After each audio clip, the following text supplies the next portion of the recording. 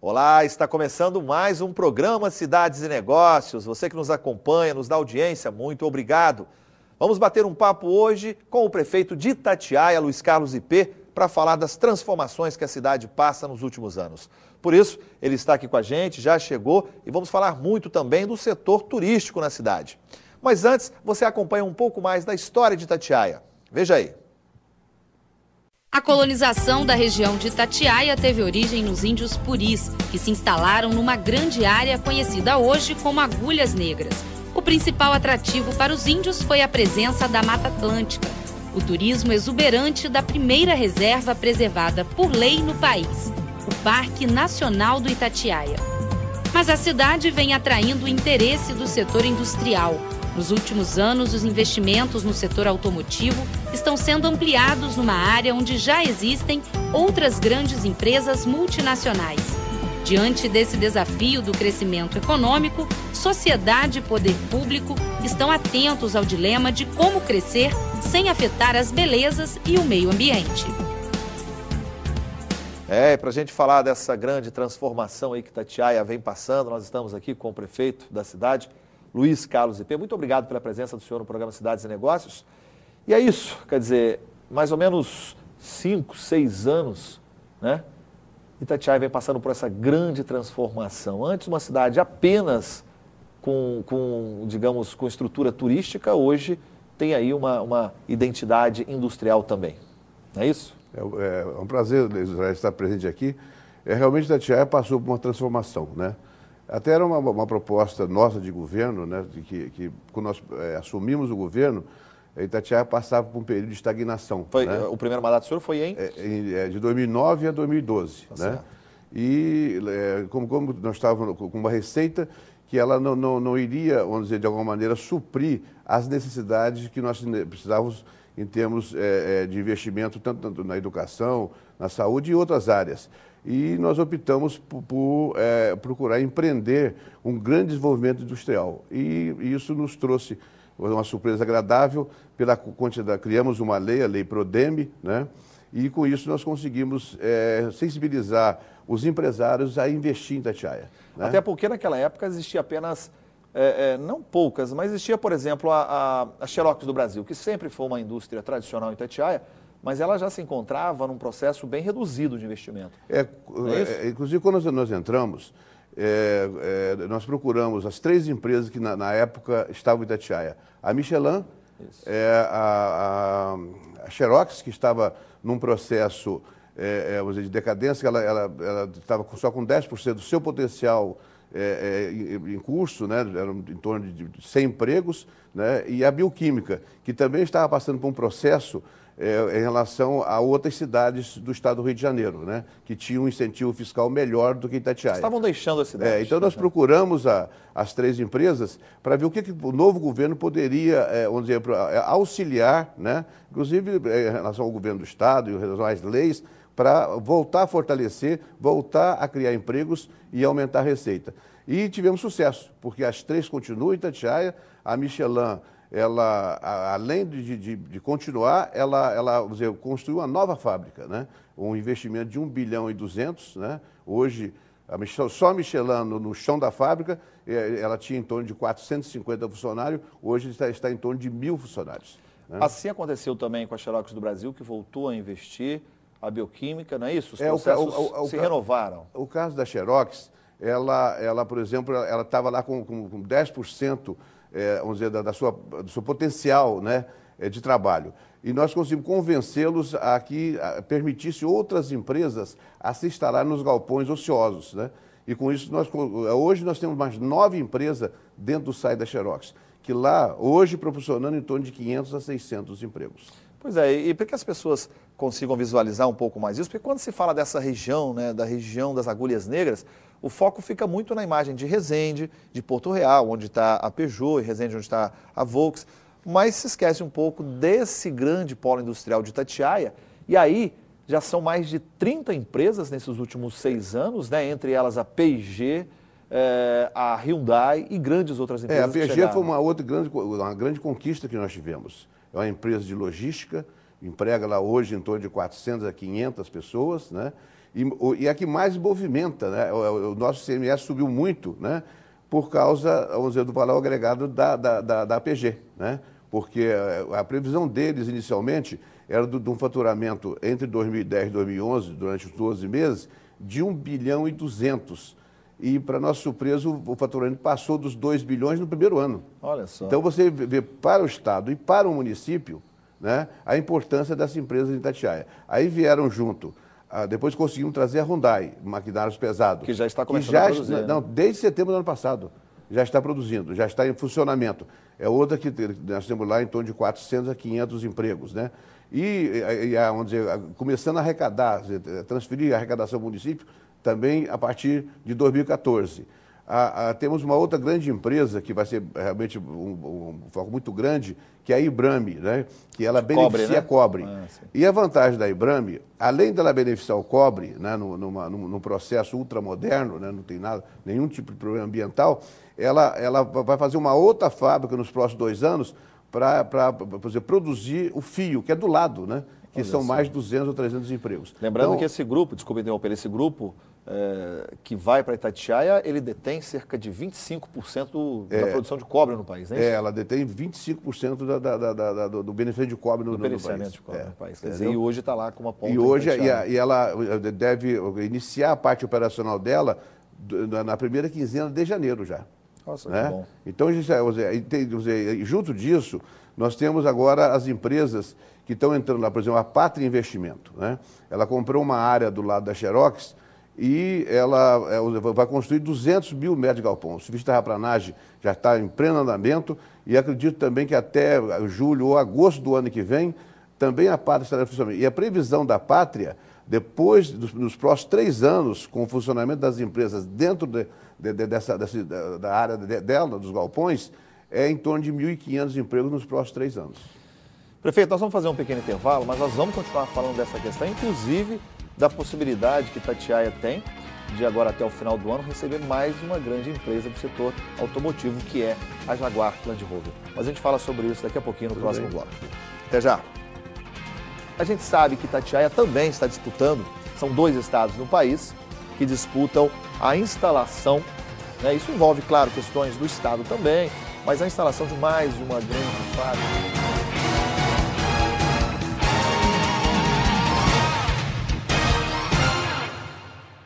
Estamos de volta com o programa Cidades e Negócios e você aí de casa pode e deve rever esta e outras entrevistas. Basta acessar o nosso endereço eletrônico www.cidadesenegocios.tv.br ou ainda mandar a sua opinião, a sua sugestão para a gente. Anote aí, programa@cidadesenegocios.tv.br.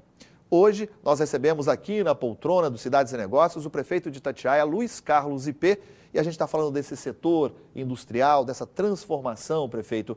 E aí, a gente sabe que Itatiaia também está disputando, são 2 estados no país que disputam a instalação, né? Isso envolve, claro, questões do estado também, mas a instalação de mais uma grande fábrica do setor automotivo, que é a da Jaguar Land Rover. No estado do Rio de Janeiro, é Resende e Itatiaia que estão nessa disputa, esperando receber essa indústria. Como é que o senhor vê essa situação? Olha, nós estamos aguardando com ansiedade, né, essa decisão da Land Rover, que deve acontecer até final de dezembro, né? Estão tendo grande apoio do nosso governador Sérgio Cabral, do vice-pezão, né, do governo do estado, e acredito que até final de dezembro nós tenhamos essa posição em relação da decisão de instalar no estado do Rio. E instalando no estado do Rio, a disputa fica entre Itatiaia e Resende, né? Eu tenho a sensação de que na escolha do estado do Rio, Itatiaia vai ser beneficiada. Né? Mas isso não gera, um desconforto entre as 2 cidades vizinhas, até porque Itatiaia foi emancipada de Resende, quer dizer, não gera esse desconforto não, né? Eu acho que a nossa região, a região das Agulhas Negras, ela está num crescimento econômico muito grande, né? Temos Porto Real, temos Resende, temos Itatiaia, né? E vamos também, com certeza, colocar Coatis nisso, né? Exato, claro. E eu acho que todos têm que participar, todo mundo tem que se envolver nisso, tem que ser, de alguma maneira, agraciados, né? Mas, no caso, eu não vejo nenhum problema, porque, primeiro, quando se instala uma grande empresa numa cidade, As cidades vizinhas, quando você faz a distribuição do ICMS, as cidades vizinhas também estão beneficiadas. Por exemplo, a Nissan se instalou em Resende. Itatiaia foi beneficiado. Primeiro, que na arrecadação sobra um bolinho para Itatiaia também, né? Exato. E sobra um bolinho para as outras cidades também. E em níveis de emprego, as pessoas que moram nas cidades ali próximas, todas elas se beneficiam, né? Por exemplo, nós temos muita gente de Itatiaia que trabalha em outras empresas em Resende, Peugeot, Volkswagen, né? E isso é uma movimentação que beneficia toda a região. Então, a nossa visão não é disputa de cidade. Eu acho que nós temos que olhar a nossa região, que é a região das Agulhas Negras, em termos de crescimento, que todos se beneficiem, né? O senhor está sendo corretamente político, né, prefeito? Está certo. Mas eu acho que essa visão que nós mesmo, temos não que adianta ter, ficar se confrontando cidade com cidade. Pelo menos a minha visão, você se lembra que eu fui presidente do Conretur, isso há muitos anos atrás, 98, né, foram 5 anos, que as 4 cidades eram beneficiadas, né? Então essa é a minha visão, eu acho que os consórcios têm ajudado muito isso, né, essa visão de desenvolvimento em todos os setores, tanto econômico quanto social, né? Então eu acho que eu não vejo nenhum tipo de dificuldade nisso, né, de uma empresa ou outra ficar numa cidade ou numa outra, não, ao contrário. Eu acho que ao contrário, nós temos que juntar depois as 3 cidades e auxiliar com a TIS também, para que a região toda ela cresça, beneficiando suas populações, né? Prefeito, falando dessa transformação ainda industrial, né? Quando o senhor chegou à prefeitura em 2009, não é isso? Foi. De lá para cá, a arrecadação triplicou, né? Quanto era e para quanto foi? No primeiro ano, quando nós pegamos o orçamento para 2009, era de 51.280.000. Esse era o orçamento para 2009.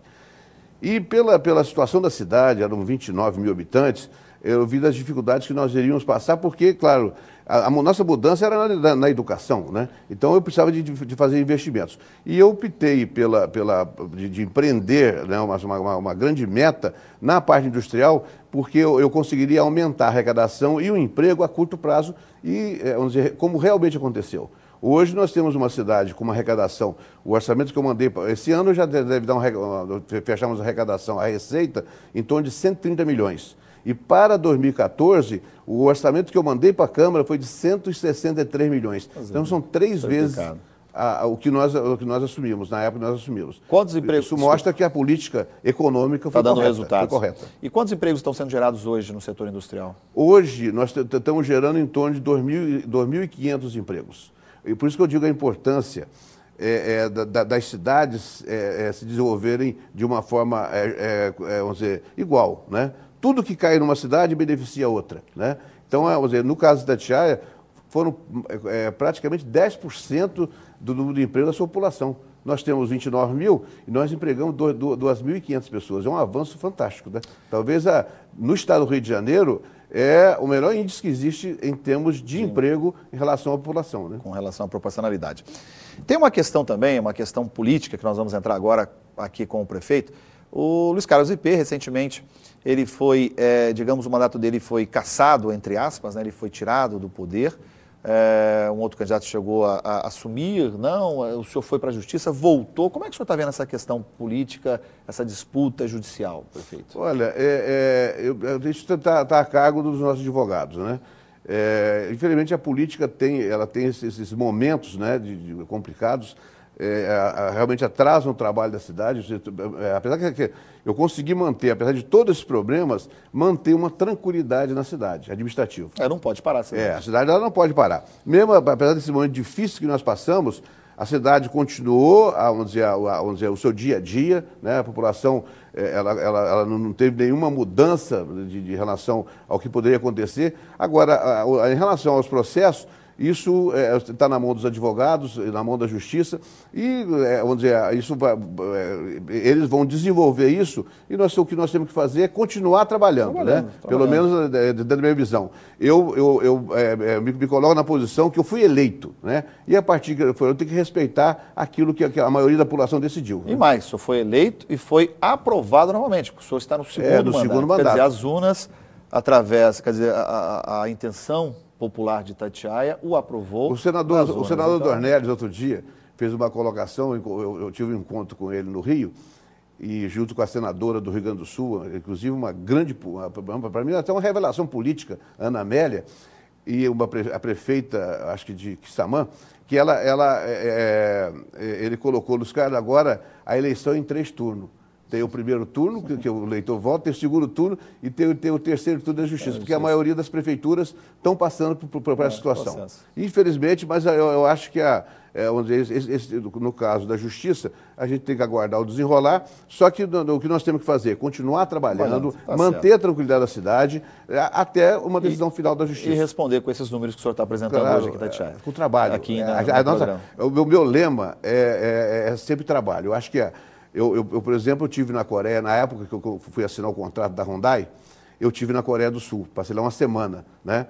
E lá a grande mudança que eles fizeram foi na educação e no trabalho, na produção.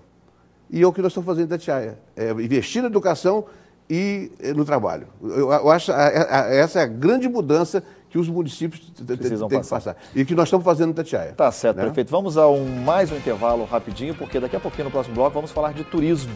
Penedo, Parque Nacional de Itatiaia. Depois do intervalo, não saia daí. Itatiaia foi a cidade que registrou o maior aumento salarial para o funcionalismo público, é isso?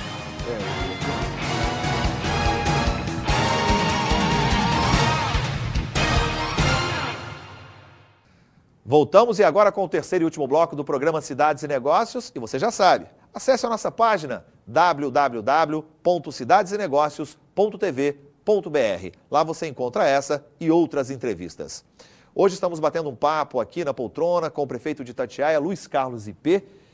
E aí, prefeito, o senhor estava falando no intervalo agora dessa questão de que Itatiaia, eu não sabia disso, foi uma surpresa, que Itatiaia foi a cidade que registrou o maior aumento salarial para o funcionalismo público, é isso? Esse ano nós conseguimos dar um aumento em janeiro, né, de 10% e 9%, né, de acordo com a categoria, e agora em setembro deu mais um aumento de 10%. A ideia é a valorização do servidor, né, porque de acordo com o aumento da receita da cidade, parte desse aumento de receita nós estamos transferindo em benefício do servidor. A cidade que deu a segunda foi 8% no ano. 8%, quer dizer, chegou a 20%. E nós colocamos 20%. E a ideia é nós continuarmos nesse processo de valorização, porque ele que presta o serviço direto à população. Né? Isso sem comprometer o orçamento. Claro, com responsabilidade. Né? Tá certo. Essa é a minha posição. Prefeito, vamos falar da questão do setor turístico, né? Que a gente começou a entrevista falando dessa questão industrial, mas a gente também falou de sem perder essa identidade turística de Itatiaia.